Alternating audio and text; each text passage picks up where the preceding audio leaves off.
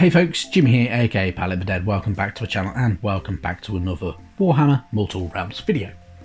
Now, as per usual, if you like these videos, please hit that like button, subscribe to the channel if you haven't already, and drop a comment down below. It is greatly appreciated for any support that you may chuck my way. Now, this week we're on issue 34 and yeah, we've got more scenery. We've got the Dominion of Sigmar statue, which it's not too bad, but do we need it? I don't believe we do personally. I think it is an unnecessary thing. We don't really need this piece at all. Yeah, not much more to say about it. Yeah, I'm not the biggest fan of having tons and tons of scenery, and at the moment that is near enough all we're bloody well getting. Now, negativity aside, let's jump into this week's issue. So, we're greeted first off with some information about the city of Levis, or Lephis, should I say, in the realm of Shaiish. So, Lephis being a bastion for order adrift in an ocean of death, and it is a symbol of freedom and proof of Sigmar's power knows no bounds. So, constructed at the end of the Realm Gate Wars, the grand city of Lephis is a bastion of order in the realm of death. At its heart lies the grand necropolis, the most important stormkeep of the Anvils of the Helden Hammer, who came to the Raven City as one of their foremost strongholds. So during the Realm Gate Wars on the city of Lake Lephis, the Anvils of the Helden Hammer met the forces of the Chaos Lord known as the Great Pretender. Destroying his armies at the Battle of the Screaming Shore, the Chaos Lord retreated south to his stronghold of Bacchanalia to lick his wounds, and the free city of Lephis was founded upon the site of his defeat. So, Lephis is a somber mausoleum city. It's dominated by the immense towers of the Grand Necropolis, which is the Stormkeep, of course, that the Anvils of the Helden Hammer are holding within Shaiish, and it is a good foothold for the Stormcast Eternals. So, with a lot of the area as well, you've got Caradon mining stations around in near the Howling Plains, and the Dethic Mons, which is kind of like a mountain, and you've got a lair of Skitterclaw, which is of course one of the good old Skaven. So, and it's all in that kind of nearby area from Lake Lephis and the city of Lephis. So, nice bit of more information about Shaiish.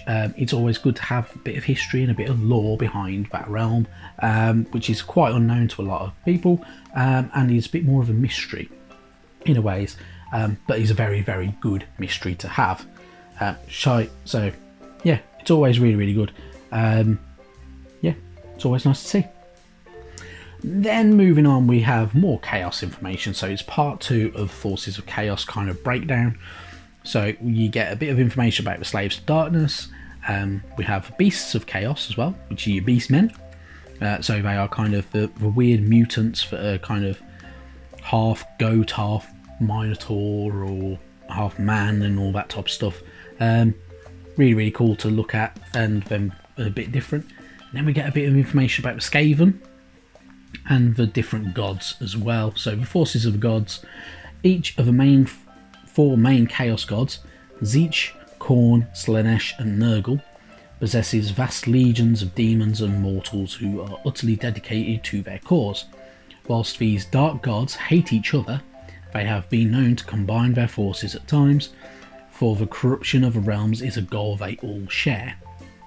So, with a lot of these kind of gods, they are always kind of bickering between each other, but they do kind of contain and kind of combine up and buddy up together to join forces and ally with each other when they need to go up against everything else. Good old Archaean Everchosen has forces that contain demons and mortals following each of the gods as well. And some of them serve willingly on behalf of their god, while others are just bound to be Everchosen by dark magic. So, you know, the Chaos Gods, they're a bit skittish and a bit unusual and a bit kind of pain in the ass. There is a fifth god though, which is the Great Horned Rat. So he is the newest of the Chaos Gods, essentially. His followers team across the mortal realms, leaving only wreckage and ruin behind them. And of course, he is the father of the Skaven. So the Great Horned Rat works in the shadows, endlessly gnawing away at the roots of reality. He is a monstrous being, an ancient god scavenging hunger and endless cruel cunning. So, don't underestimate the Great Horned Rat. The Great Horned Rat is, you know, he's very, very kind of all over the place and has his hand kind of claws in every pie, essentially. And he's the great schemer. So, the Skaven are divided into clans as well, if you didn't already know. Each clan views their god in a different way. So, to Clan Verminus, he is the great conqueror, a god of warfare and slaughter. For Clan Pestilence, worship him as the great corruptor, a terrifying beast of rotting flesh and bone who seeks to unleash 13 great plagues upon the realms. But yeah, they're all committed to serving as well. So there is the Council of the 13.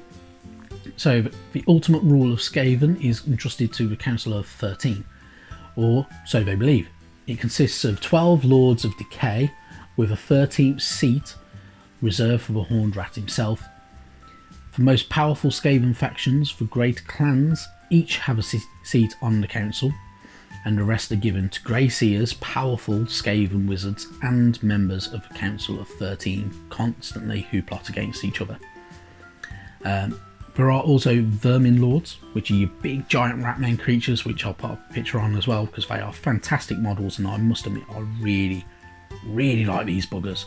And I must admit I need to get a hold of one at some point when I can pull my finger out. Then we've got some of the battles information. So it's Norholes and Nighthaunts. So this is the Skaven of the clans Eshin, who are cunning and deadly, and are kind of your assassins for the good old Skaven. Going up against Nagash. So they foiled his plans and his rituals and everything like that. They caused the Necroquake when he was trying to unleash massive amounts of death magic across all the realms and kind of seal Shaiish off from everybody else. And the Skaven, being the Skaven, got in the way of that, because that's what they do. So the battle is all detailing information about how they kind of fought against each other and everything like that. So then you've got your how to build stuff. So building up your Dominion of Sigmar statue. In all honesty, relatively easy. You shouldn't have a problem with building it. Yeah, pretty easy to do. Painting it though will take a lot of white paint to cover it. So if you've got the opportunity to spray paint it, far easier. However, it is getting colder outside, so if you are doing it outside, make sure it's a sunny day, as warm as possible, so around midday would be best. And yeah, it might be a pain in the arse getting it to dry in this kind of temperatures at the moment in the UK anyway. Yeah, if you're doing it the same way anyway, then you can use your Agrax Earthshade, blues, Nuln Oil, dry brushing over. It will look alright, it will look quite greyish. In all honesty, it looks better if you use something like a Wraithbone and then use Agrax Earthshade over all of it and then dry brush back over with Wraithbone. It will look kind of more sandstone like, which in my opinion will look a lot better. And then you've got metallic areas that you can use up as well to kind of paint up to get it looking half decent. But it's always up to you how you want to paint it. You can even, if you fancy giving it a try and paint it in kind of like shades of green to make it look like it's made out of jade. That'll always look pretty cool. Tough to do, but if you go with white, it kind of has that marble effect. Anyway, then you got some more of your tutorials, so for your kind of core rules and everything like that. So you've got the charge phase tutorial, which will kind of allow you to be able to see how your units can charge towards enemies, everything like that. including flying charges as well. So whether that's going one way or of course using your Nighthaunt, who all have the ability to fly. Then we have the extended war scroll for the Tomb Banshee, which is very, very good to have. You can't beat having the full war scroll for a lot of these as well. So definitely a good one, and how it kind of plays. And then you got your battle plan, which is in Gyran as per usual at the moment, which gives you your battlefield, which is your large Gyran map. You can put your statues out if you wish to, and it is on your armies list. You'll have the Nighthaunt, which will be your Knight of Shrouds, Tomb Banshee, Dreadblade Harrow, 4 Grimghast Reapers and 4 Glaive Wraith Stalkers, going up against a Night Quester, 5 Secretors, 4 Liberators and 3 Castigators. So have fun with it.